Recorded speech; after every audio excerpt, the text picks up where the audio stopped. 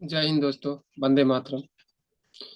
दोस्तों, आज 31 अक्टूबर है और आज ही के दिन हमारे भारत के महान स्वतंत्रता सेनानी, राजनीतिक, भारत रत्न, लौह पुरुष के नाम से जाने जाने वाले सरदार वल्लभ भाई पटेल जी का जन्म दिवस है। आज हम उनके भारत और हिंदुओं के प्रति किए गए उपकार और योगदान अमूल्य योगदान पे चर्चा करेंगे और समझेंगे कि कैसे हम ऐसे महापुरुषों को बहुत ही मुश्किल से अपने बीच मौजूद पाते हैं और इनको पाकर हम बहुत धन महसूस करते हैं, सौभाग्यशाली महसूस करते हैं। तो आज का चर्चा हम प्रारंभ करते हैं। मित्रों, सन 1875 31 अक्टूबर के दिन हमारे लौह पुरुष सरदार वल्लभ भाई पटेल जी का जन्म हुआ था और उनका जन्म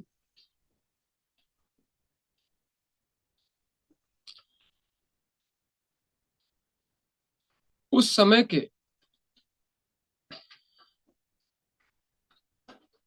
ब्रिटिश राज के नाड नाडियाद स्थित स्थान पर हुआ था, जो आज गुजरात में बड़ोदरा के पास मौजूद है।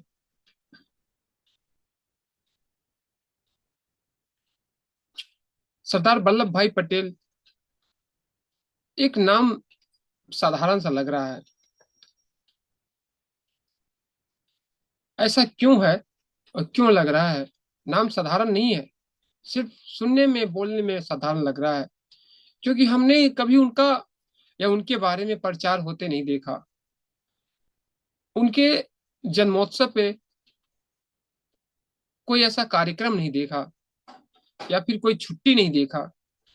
जैसे 14 नवंबर को बाल दिवस के रूप में जवाहरलाल नेहरू के जन्म दिवस मनाया जा रहा था और हर कोई जानता था या फिर जानता है, चाहे आज के युवा हो या फिर आजादी के बाद, कि जितने भी हमारे भाई बंधु हैं,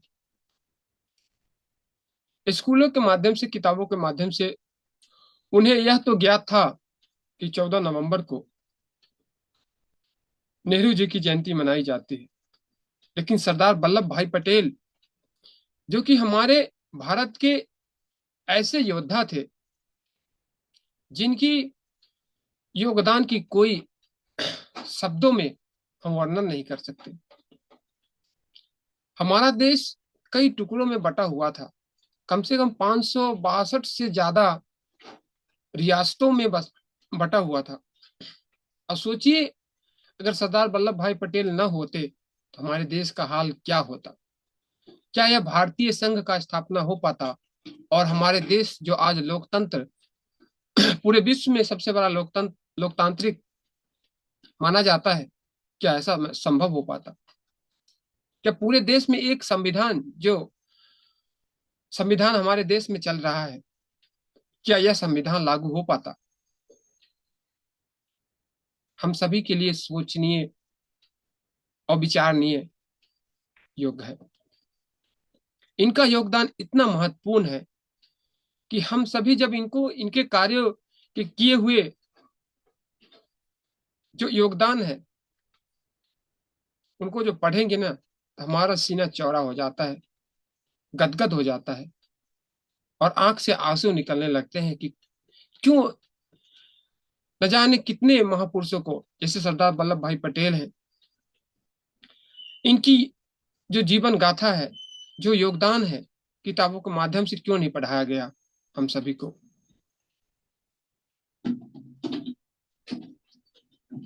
और इनके परिवार के वालों में, इनके बच्चों के बारे में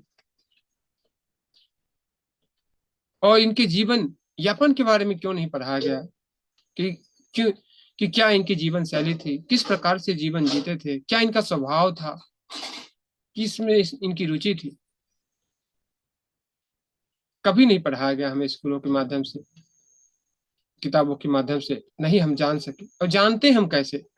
जब हम छोटे होते हैं, बच्चे होते हैं, तो हम सभी को स्कूल जाना होता है, और स्कूल में जो भी रहता है किताब के माध्यम से हमें पढ़ने को मिलता है, लिखने को मिलता है, उसी को हम पढ़ते हैं। अब बच्चे जब हम रहते हैं ना, तो उस समय जो हम पढ़ते हैं वो हमेशा के लिए हमारे दिमाग में फिट हो जाता है। यानी सामने वाला कोई, अगर हम बड़े हो जाए और सामने वाला दूसरा तर्क बताए, तो हमें उस बात को सुनने में झूठा महसूस होता है या गलत महसूस होता है और भ्रम उत्पन्न होता है। इसलिए वामपंथियों ने हमारे देश के सच्चे महापुरुषों का जो योगदान है हमारे देश के प्रति, हमारे समाज के प्रति, हमारे जितने भी सिस्टम है, संवैधानिक सिस्टम, सभी के प्रति, सभी को बनाने में। सोचिए हमारा देश 262 रियासतों में बटा हुआ था, और हर जगह के कोई न कोई नवाब, कोई न कोई राजा ऐसा हुआ करते थे, महाराजा हुआ करते थे। सोचिए आज अगर ऐसा होता तो हमें यहाँ से दिल्ली या मुंबई जाने के लिए वीजा लेना पड़ता, टैक्स देना पड़ता, क्या क्या नहीं करना पड़ता। आज जो हम अपनी एक आधार कार्ड से, एक टिकट से, एक पासपोर्ट से पूरी दुनिया या पूरी भारत घूम लेते हैं, जिस प्रकार हमें विदेश जाने के लिए वीजा बनवाना पड़ता है, पासपोर्ट बनाना पड़ता है, उसी प्रकार से हमें भारत के किसी कोने में, विभिन्न कोने में जाने के लिए ऐसा करना पड़ता। अगर सरदार वल्लभ भाई पटेल न होते और उनका योगदान न होता हमारे देश के एकत्रित करने में, और उनको इसी योगदान के चलते हमारे देश के लौह पुरुष के नाम से जाने जाते हैं।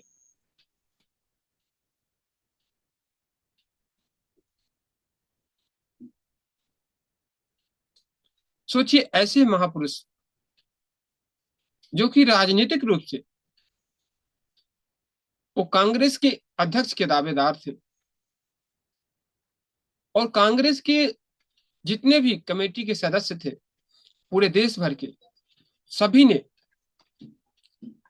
जब कांग्रेस का अंतिम अध्यक्ष बनना था, जिसके बाद चुनाव होना था, और ये तय हो गया था कि जो अंतिम अध्यक्ष बनेगा, जो अध्यक्ष बनेगा कांग्रेस का, उसी को प्रधानमंत्री पद का उम्मीदवार घोषित किया जाएगा।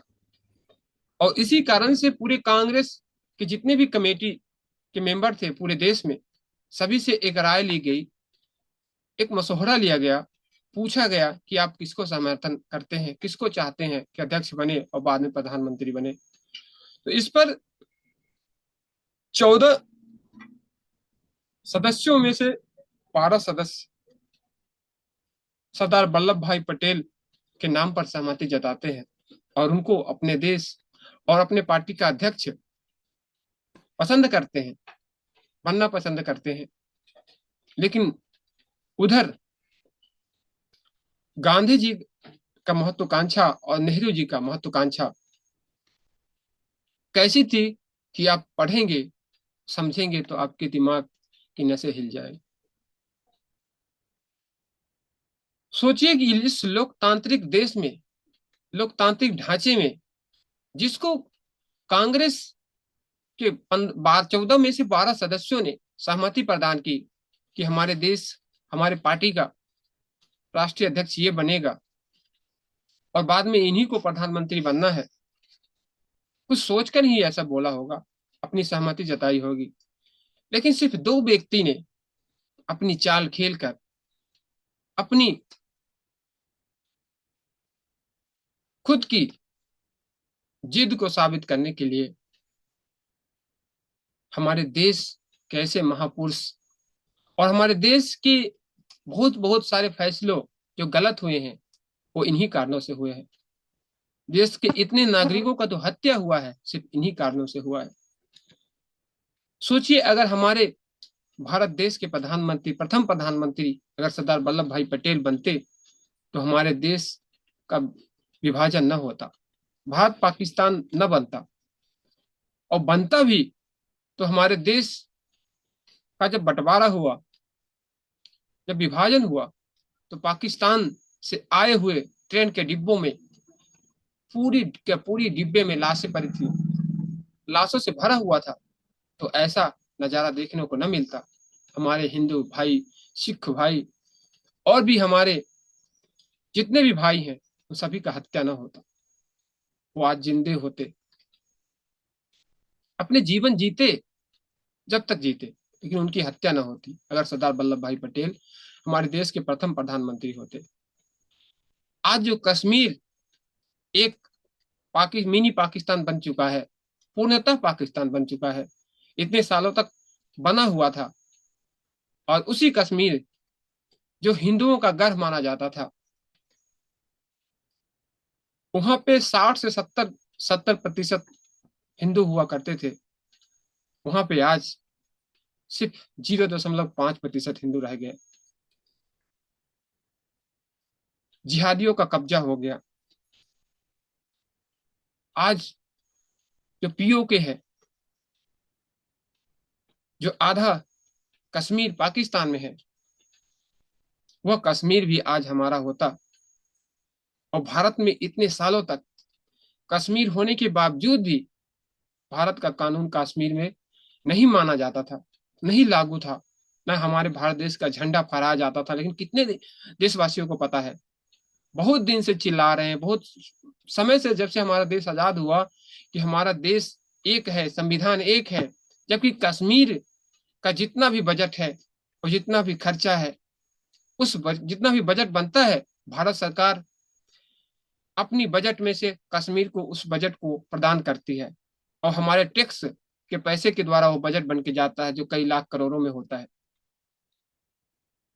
और सोचिए हमारे देश का, हम हिंदुओं का पैसा जा रहा है, वहां के लोग खा रहे हैं, चाहे जिहादी खाए, चाहे कोई भी खाए, नेता खाए, और हमारा संविधान वहां काम नहीं कर रहा है। हम वहां जाके जमीन नहीं खरीद सकते, वहां पे घर नहीं बना सकते, वहां की लड़की से विवाह नहीं कर सकते। ऐसा कानून बनाया गया हमारे भारत देश आजाद होने के बाद। अगर सरदार वल्लभ भाई पटेल होते तो ऐसा दिन देखने को न मिलता। 1993 में, 1991 में, जब लाखों हिंदुओं को अपना ही घर, अपना ही जमीन, अपना ही आंगन छोड़कर रातों रात ये भागने पर मजबूर कर दिया गया, यह करके, यह यह कहकर कि तुम इस घर को छोड़ के चले जाओ या मर जाओ, या मरने के लिए मजबूर हो जाओ, या धर्म परिवर्तन कर लो और अपनी बहन बेटियों को छोड़ के जाओ। सोचिए किसी व्यक्ति के लिए कैसा दिन होगा। अगर सरदार वल्लभ भाई पटेल होते तो ये दिन देखने को न मिलता हम हिंदुओं को। लेकिन हम सभी को कुछ भी चीज आसानी से भूलने को आदत है। सरदार वल्लभ भाई पटेल एक मात्र उप प्रधानमंत्री या गृह मंत्री नहीं थे, एक ऐसे महापुरुष थे जिनके अंदर अद्भुत शक्तियां थी, सोचने की, विचार करने की, दूर तक देखने की, भारत की भविष्य को देखने की।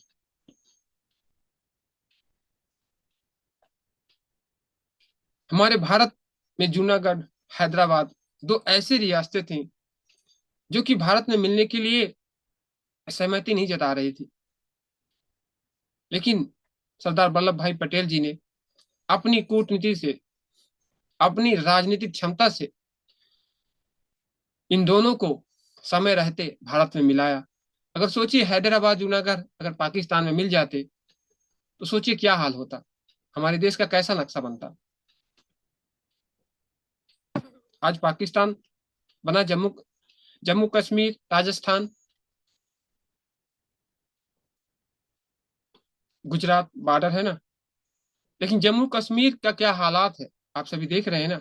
उसी प्रकार से हम हैदराबाद के जो आसपास जितने भी जगह है उसका भी यही हालात होता।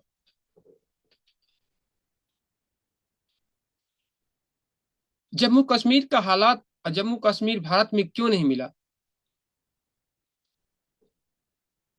जम्मू कश्मीर भारत में क्यों नहीं मिला, और आधा जो कश्मीर है वो पाकिस्तान में क्यों है, और जम्मू कश्मीर में भारत का संविधान इतने देर तक क्यों क्यों लागू नहीं था। अगर सरदार वल्लभ भाई पटेल होते हमारे देश के प्रथम प्रधानमंत्री तो ये सब देखने को न मिलता। सोचिए, एक अगर गलत नेता अगर राष्ट्र पे आ जाए और राष्ट्र की गद्दी पे बैठ जाए तो उसकी जो विचारधारा होती है पूरे देश में लागू हो जाता है। अगर एक अच्छा नेता, एक सच्चा देशभक्त, सच्चा देश प्रेमी अगर उस गद्दी पे आ जाए तो उसी प्रकार के हर एक जनता के अंदर भाव उत्पन्न हो जाता है, क्योंकि पूरे देश को चलाता है, पूरे सिस्टम को चलाता है। एक फैसले से बहुत कुछ हो सकता है, अच्छा या बुरा।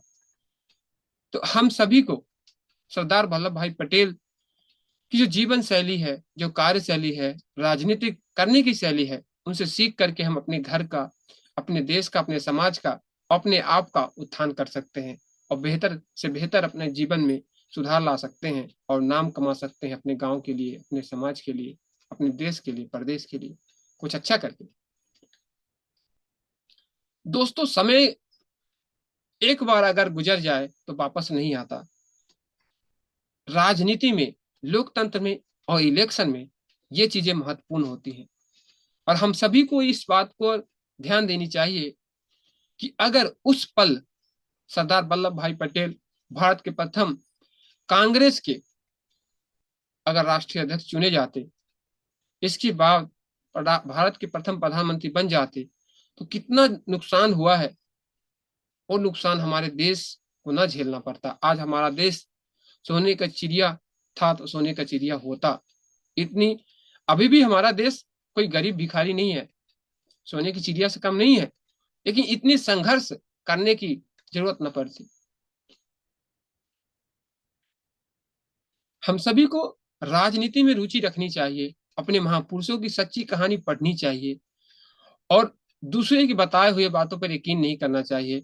आजकल हमारे पास मोबाइल है, इंटरनेट है, गूगल है, हर चीज है। सिर्फ एक आवाज मुंह से निकालना है और अपने महापुरुषों के बारे में, अपने स्वतंत्रता सेनानियों के बारे में, अपने अच्छे देशभक्त के बारे में हम ये सब चीजें पढ़ सकते हैं और अपनी ज्ञानवर्धन कर सकते हैं। और जो सामने से कोई भी हमें भ्रमित करने का प्रयास कर रहा है उसको हम जवाब देकर संतुष्ट कर सकते हैं, क्योंकि सभी हमारे दुश्मन नहीं है। हम हर किसी से लड़ नहीं सकते जो हमारे देश के हैं, देश के अंदर है, हमारे बीच है, हमारे भाई हैं, हमारे समाज के लोग हैं। उनको हम तर्क देकर समझा करके उनको सही बात बताएंगे ताकि उनको मन को संतुष्टि मिलेगा। हाँ, ना समझे उसकी बात है, लेकिन समझाना जरूरी है। 100 में से 10 लोग तो समझेंगे ही एक बार में, अगर 100 लोग नहीं समझ पाए। तो हमारा भी यही कोशिश है कि मैं किसी पार्टी का नहीं हूं। और सोचिए, आप सभी, हम सभी के लिए एक विचार करने योग्य बात है कि भारत देश में इतने बड़े कार्य करने वाले, अपने देश के लिए सब कुछ न्यौछावर करने वाले सरदार वल्लभ भाई पटेल, भारत रत्न, स्वतंत्रता सेनानी के लिए कोई एक शहर, सिटी, ऐसा चौराहे का निर्माण नहीं किया गया उस वक्त। सोचिए, जवाहरलाल नेहरू, इंदिरा गांधी, राजीव गांधी अपने प्रधानमंत्री रहते ही अपने आप को स्वयं भारत रत्न, भारत रत्न का पुरस्कार अपने आप को दे देते हैं, क्योंकि जो भारत रत्न का पुरस्कार है वो प्रधानमंत्री के बिना अनुमति का पारित नहीं होता। लेकिन सरदार वल्लभ भाई पटेल जो भारत के प्रथम उप प्रधानमंत्री, गृह मंत्री और एकता के प्रतीक, जिन्होंने इतने हमारे देश बिखरे हुए लोगों को एक किए, बिखरे हुए रियासतों को एक किए और देश में एकता का भाव पैदा किए। और भी क्षेत्रों में उनका योगदान है, आप खुद पढ़ सकते हैं। इस विषय पर देख सकते हैं कि उन्होंने हमारे देश के लिए किन किन क्षेत्रों में योगदान किया और देश के लिए क्या किया, हमारे लिए क्या किया, खासकर हिंदुओं के लिए क्या किया। हम हिंदुओं को पूरे दिल से उनको याद करना चाहिए, प्रणाम करना चाहिए, सर झुका के नमन करना चाहिए कि ऐसा महापुरुष हमारे देश में पैदा होकर के, अवतरित होकर के हम सभी का भाग्य सफल कर दिए। हम अपने आप पे गर्व करना चाहिए, क्योंकि सच्चे महापुरुषों को उनके जन्मदिन की ही हम उनको याद कर पाते हैं। हर एक दिन हम किसी को याद नहीं कर पाते हैं, लेकिन जब क्षण आता है, उस क्षण 2 मिनट, 10 मिनट, 15 मिनट, 20 मिनट, जितना हो सके उतना समय निकाल कर उनके बारे में पढ़ना चाहिए।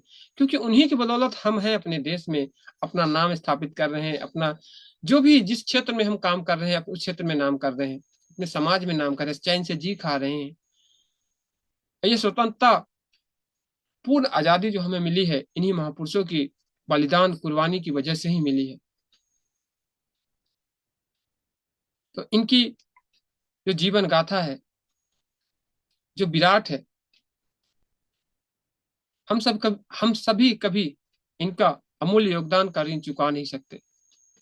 हाँ, इनके दिए हुए रास्ते, बताए हुए रास्ते पर चलकर ऋण चुका सकते हैं। क्योंकि इन्होंने, इन जैसे महापुरुषों ने हम सभी के लिए एक ही प्रेरणा दिया है और दिए हैं कि अपने राष्ट्र के लिए जितना हो सके उतना, जो हो सके वो हो सके, जहां पे हो सके वहां पे कुछ न कुछ करने का प्रयास करना चाहिए। क्योंकि जीवन एक ही बार मिला है। जैसे हम अपने आज सरदार वल्लभ भाई पटेल जी का गुणगान कर रहे हैं, हम में से बहुत सारे भाई कर भी रहे हैं, हमारे देश के लिए बहुत कुछ कर रहे हैं। हम सभी छोटे स्तर पे भी कुछ न कुछ प्रयास कर सकते हैं, और कुछ नहीं कर सकते तो सच्चे महापुरुषों की कहानी बता सकते हैं, पढ़ सकते हैं, खुद दूसरों को भी पढ़ा सकते हैं, बता सकते हैं। इनसे हमारे समाज में बहुत बदलाव होगा, राष्ट्र के प्रति, अपने समाज के प्रति लगाव पैदा होगा, और समझ में आएगा कि हम कैसे अपने बीच रह करके अपने लोगों की सेवा कर सकते हैं, अपने राष्ट्र की सेवा कर सकते हैं, इसमें अमूल्य योगदान दे सकते हैं। ज्यादा बहुत सारी बातें हैं जो कि मैं इस वीडियो के माध्यम से बताना चाहता हूँ, लेकिन वीडियो लंबा हो जाएगा, इसलिए बताने का भी समय नहीं है। आप स्वयं भी पढ़ सकते हैं, लेकिन बस मैं इतना ही कहना चाहता हूँ इस वीडियो की अंतिम क्षण में कि सरदार वल्लभ भाई पटेल जैसे महापुरुष हमारे देश में बहुत कम समय ही आते हैं, अवतरित होते हैं, और हमारे देश के लिए, हम देशवासियों के लिए बहुत सौभाग्य का विषय है कि हमारे जैसे देश, हमारे भारत देश में ऐसे महापुरुष अवतरित हुए हैं। और हमारे देश के इन पर महान इन कठिनाइयों से, इतनी बड़ी बड़ी कठिनाइयों से निकाल के हमारे देश को महान ऊंचाइयों तक पहुंचाया है। हम सभी को ऐसे महापुरुषों को याद करके नमन करना हमारा पहला प्रथम कर्तव्य है। इतना तो कर ही सकते हैं। हमें पार्टी से कोई लेना देना नहीं है। सोचिए, सरदार वल्लभ भाई पटेल कांग्रेस के नेता थे। कांग्रेस में जो आजादी के समय के ज्यादातर नेता थे वो उतना गलत नहीं थे। जो हमारे विचारधारा के, जो राष्ट्रवादी विचारधारा के लोग थे, वो भी कांग्रेस में थे। लेकिन आज की परिस्थिति में देखिए, भारत रत्न पुरस्कार सरदार वल्लभ भाई पटेल को,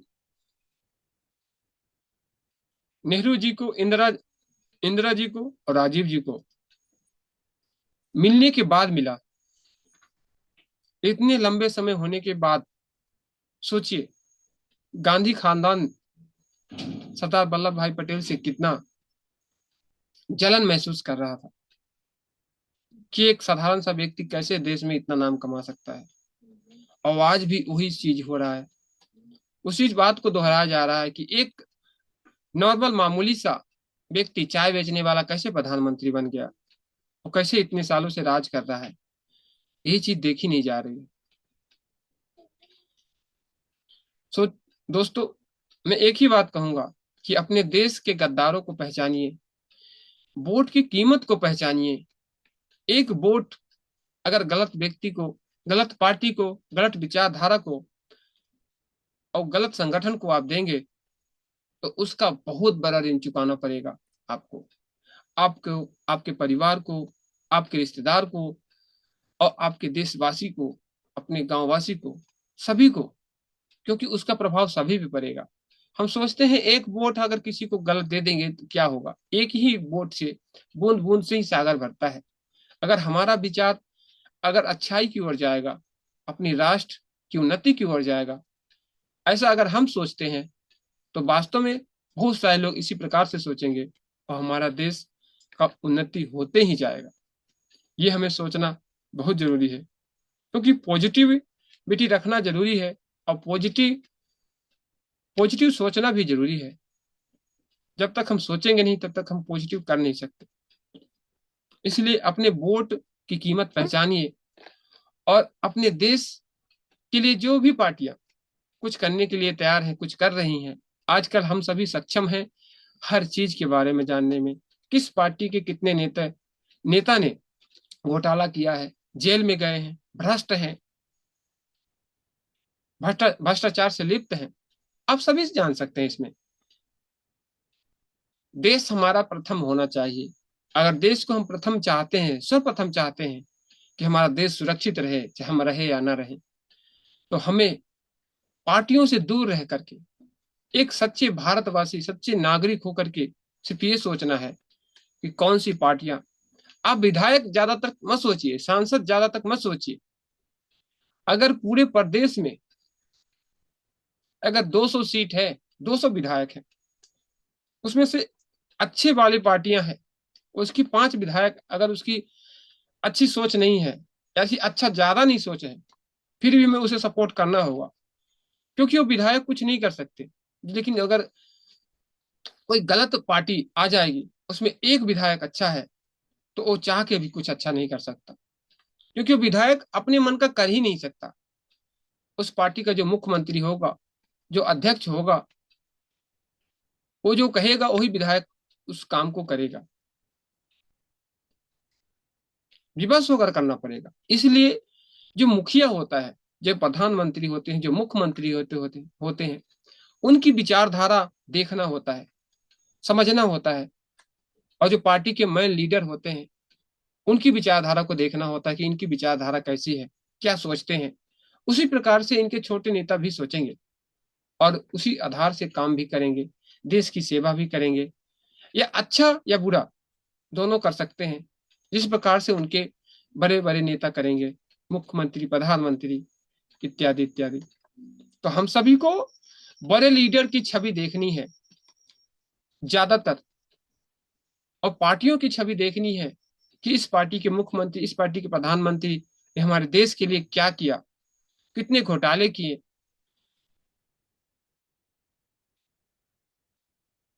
और इनके प्रधानमंत्री, मुख्यमंत्री रहते हमारे देश का कितनी उन्नति हुआ। ये सब आज इंटरनेट के माध्यम से आप सभी देख सकते हैं। इन सब चीजों को देखते हुए, क्योंकि देश हमारा आज आजाद नहीं हुआ है दोस्तों, देश का देश को आजाद होते हुए 70 से ऊपर ज्यादा 70 से ज्यादा साल हो गए। लेकिन लोग, विपक्षी पार्टियां आज बोल रही हैं कि हम आ जाएंगे तो ये कर देंगे, वो कर देंगे। लेकिन इतने सालों तक कांग्रेस का या फिर अन्य दलों का शासन था, सरकार चल रही थी, लेकिन देश की क्या हालत थी, प्रदेश की क्या हालत थी, हमारे बड़े बुजुर्ग सभी अच्छे से जानते हैं। और इनका अध्ययन भी कर सकते हैं, विचार कर सकते हैं, और स्वयं समझ सकते हैं कि उस समय का काल कैसा था और वर्तमान काल कैसा है। बस इन्हीं शब्दों के साथ मैं आज का जो चर्चा है समाप्त करना चाहता हूँ। आप हमारी वीडियो को देखिए, सुनिए, कमेंट करिए, लाइक करिए, और जो भी हमें आप कहना चाहते हैं कमेंट के जरिए कह सकते हैं, हमें राय दे सकते हैं, अच्छी सुझाव दे सकते हैं, अपनी मन की बातें बता सकते हैं कि हम सभी भाई हैं, अपने देश के, अपने प्रदेश के और अपने समाज के। क्योंकि हम सभी जब एक दूसरे से वार्तालाप नहीं करेंगे, इस सोशल मीडिया का इस्तेमाल नहीं करेंगे सही, क्योंकि हम सभी से मिलकर ही देश आगे बढ़ेगा, उन्नति होगा, देश की रक्षा होगा और देश का देखभाल होगा, चाहे किसी भी स्तर पर क्यों ना हो। हम सभी मिलकर ही कर सकते हैं, और सभी का विचारधारा प्रथम एक ही होना चाहिए कि हमारा देश सर्वप्रथम होना चाहिए, हमारा भारत ये सर्वप्रथम होनी चाहिए। भारत की रक्षा के लिए हम अडिग रहें। बस इन्हीं शब्दों के साथ आप सभी को शुभ रात्रि। जय हिंद, जय भारत।